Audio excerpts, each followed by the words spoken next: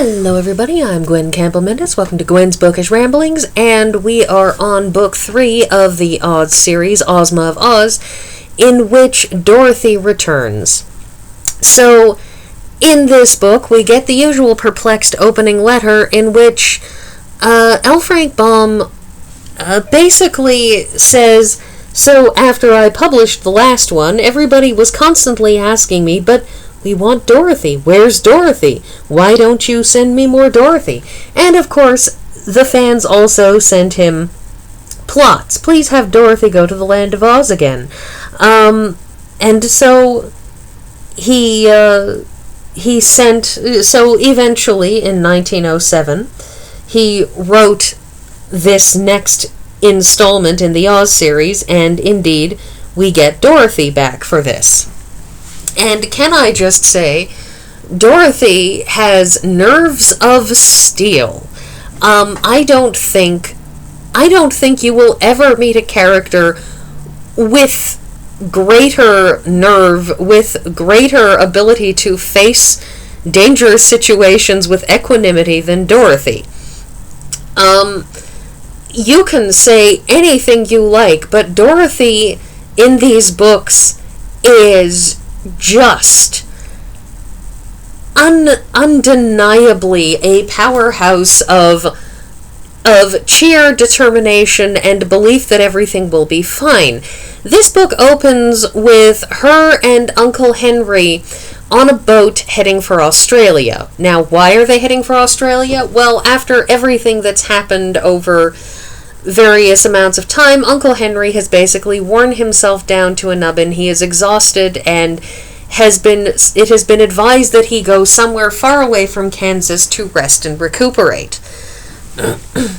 As he apparently has relations in Australia, he has gone to Australia, and Dorothy has come with him while Aunt Em has had to stay at the farm because somebody had to stay at the farm and make sure that the farmhands kept doing their jobs. So a storm starts, and Dorothy is calm through the storm, and then she falls asleep during the course of the storm, or is nearly asleep, and suddenly realizes that Uncle Henry, she can't find him. She can't see him. He's gone from where he was. Now, he's gone to their stateroom and is in bed, but it doesn't occur to her to check there, for whatever reason, and she thinks, oh dear, what if he went on deck of the ship? He could get swept away. And so she goes out into the storm, and while she's out there, she makes a mad dash to a figure that she thinks is Uncle Henry, and in the process winds up getting swept overboard along with a chicken coop that was strapped onto the deck. And she basically is out there in the wild oceans with a chicken coop and watches as the boat steams away from her, and basically clings on through the night, and manages to stay calm and rational and doesn't panic. And I mean, this is a girl whose strength of character I think we would all find uplifting and desperately wish we had for ourselves, because I think most of us, if we got swept overboard in a storm with nothing more than a chicken coop to cling to, would probably be in a blind panic, but not Dorothy. It seems everything that she went through in Oz has stood her in good stead, because she is more mildly concerned than actually upset. And indeed, the next morning when she wakes up and one of the chickens talks to her, the only chicken that is left because the storm blew them all away, may God rest their poor chicken souls, she is not taken aback and just rolls with it and says, I guess we've landed somewhere in a fairy country since Bill the hen is talking to me. Bill, who is promptly renamed Billina because Dorothy feels that if Bill is a girl, then Bill should have a girl name, so by adding Ina onto the end, Bill is now Billina and thus has a girl name. Billina the hen doesn't really care, because as far as she is concerned, as long as I know you're talking to me, I don't really care. So they find themselves in the Fairyland of Ev, which borders on the great desert that surrounds Oz, because Oz is surrounded by a great desert that turns all who merely touch its sands into dust. And they wander around a bit and discover, you can see on the cover that you have a giant round clockwork man.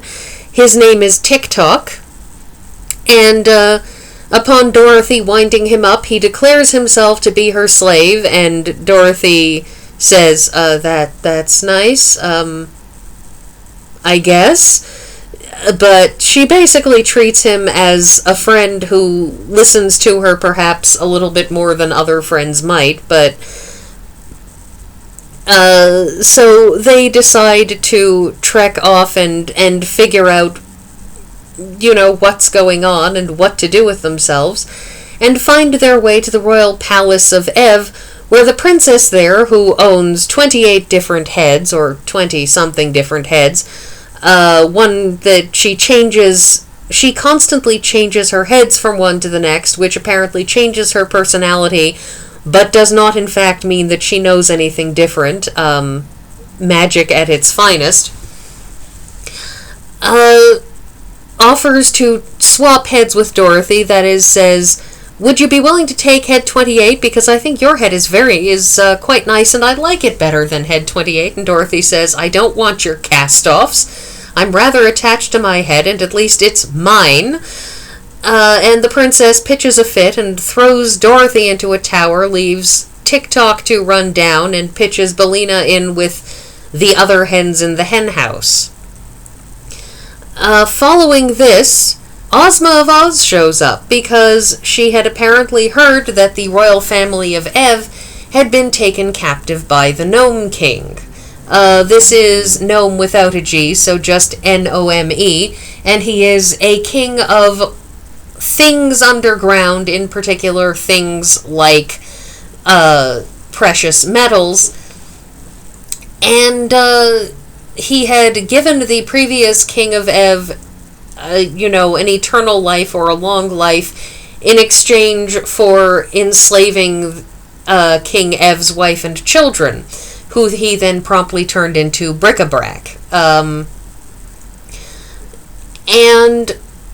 so Ozma has showed up to rescue the queen, because the previous king, upon realizing what he'd done, pitched himself into the ocean and drowned. Ozma is planning to go up to the Gnome King and say, you gave him long life and he didn't get it, so clearly the bargain is violated, so you should let the queen and children free.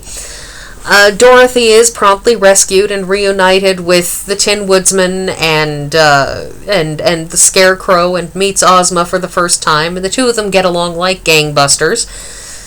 And they go to rescue the Queen of Ev and her children, whose names all begin with Ev, because that's just how books like this work.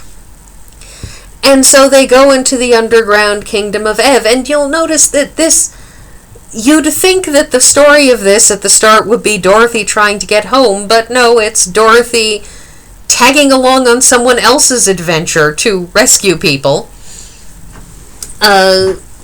And they go there, various things happen. The Gnome King turns out to not be as good-natured as he presents himself as being, and in the end, Billina the hen saves the day, because she was eavesdropping on the Gnome King having a conversation with his chief advisor, which gives Billina the clue to understand how to beat him. That is, he offers the Oz people the opportunity to guess out of his massive numbers of rooms of bric-a-brac which of the massive numbers of ornaments distributed around those rooms are in fact enchanted people. That, you have the Queen of Ev and her 10 children, so you get 11 guesses to guess all of them. When Ozma fails to guess correctly, the next person to go then gets 12 guesses, the number of people, and the person after that gets 13, again, the number of people. And Billina, listening under the throne, gets to hear that all of the, Ev people have been turned into purple things, and the Emerald City people have been turned into green things, and the Scarecrow and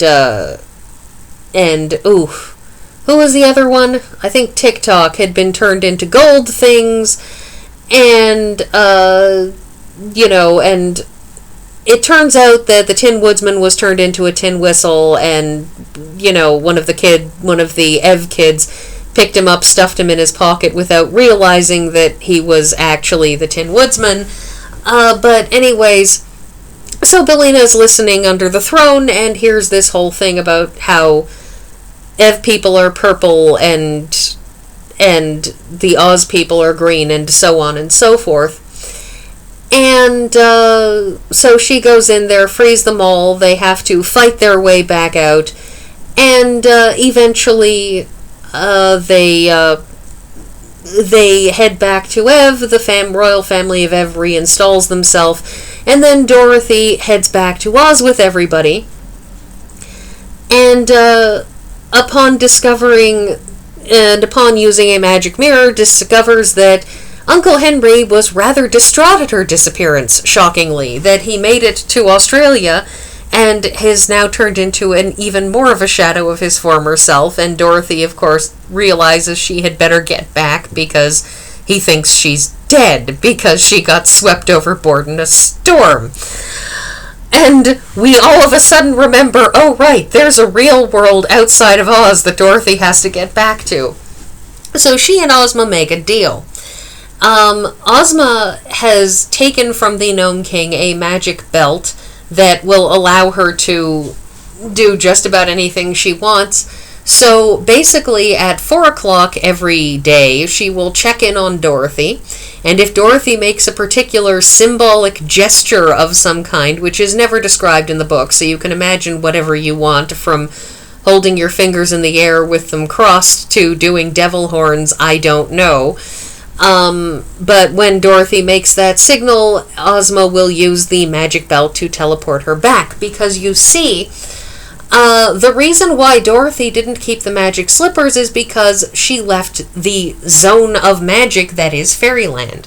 And while she could use the silver slippers to get home, the silver slippers vanished from existence once she was outside of Fairyland, Oz and its greater environs, and thus Dorothy could never use them to get back, and so she couldn't use the Gnome King's belt because they weren't going to lose yet another incredibly powerful magical object just to get her home, when Ozma could keep it and wish Dorothy home for her. So Ozma wishes Dorothy home, or at least Dorothy back to Australia, and Dorothy shows up at, Henry's Henry's relatives' front doorsteps in Australia, and is just like, hi, I was on another planet. The background theoretical possibilities of the Oz books are remarkable when you think about it, because you have this girl who just vanishes into thin air periodically, and then magically reappears after horrifying, disastrous events, and nobody quite will know what to make of it, save that you kind of have to roll with whatever she says, because even if she's lying or crazy, you still don't know exactly what did happen. It's a wonderful implication about what's going on back in the real world, but at the same time, again, it's very, very clear that Oz is something real, because Dorothy wouldn't just magically reappear in these places if she was frothing at the mouth in a ditch somewhere. So, this is, of course, the other book that was merged to create Return to Oz, so if you want to know the origin, you read this one and the last one, and you'll have an idea of what the book is you should be reading that inspired Return to Oz. But that's only if you want to watch Return to Oz. Anyways, that is everything that I'm going to say about this, so I will see you all next week.